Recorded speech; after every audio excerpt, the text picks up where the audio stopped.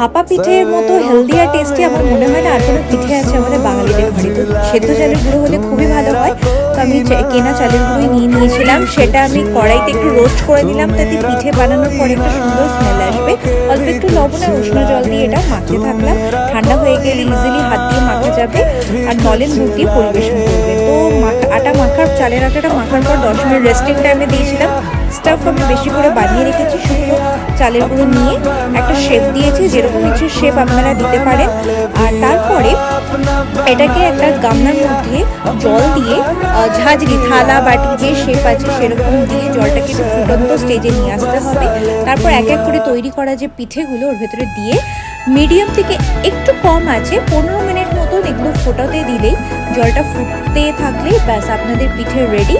গরম গরম নরম নরম, টেস্ট করে দেখুন। ওপরে একটু নলেন গুড় দিয়ে দেবেন, চাইলে হানি দিতে পারেন যাদের সুগার প্রবলেম আছে, দারুণ।